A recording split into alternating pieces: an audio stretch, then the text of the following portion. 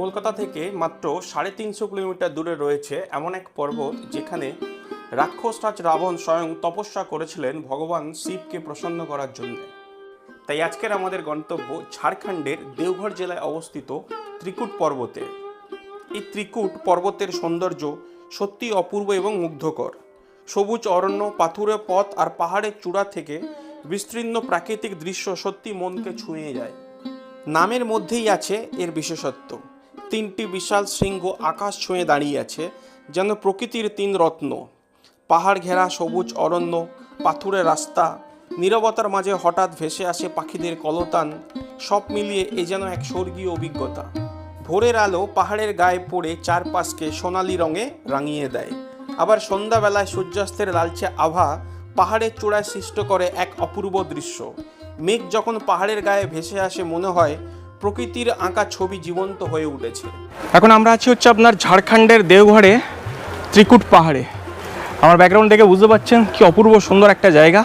সত্যি ত্রিকুট পাহাড়ের সৌন্দর্য মনকে একদিকে যেমন শান্তি দেয়, অন্যদিকে প্রকৃতির মহিমায় মানুষকে অভিভূত করে তোলে।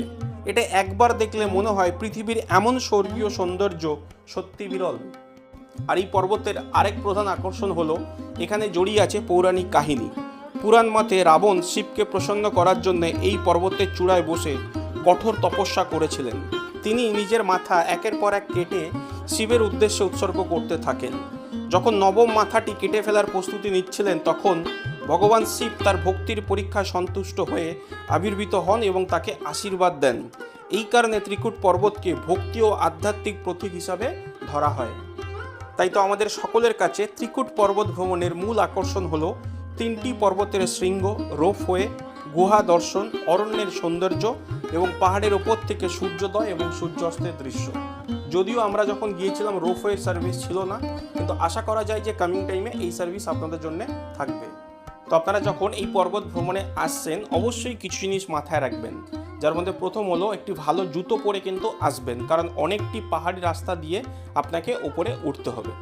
দ্বিতীয় হলো পারলে এখানকার স্থানীয় গাইড নিতে পারেন যারা গুহার ইতিহাস ও কাহিনী জানে। তৃতীয়, জল ও হালকা খাবার আপনারা সাথে রাখতে পারেন।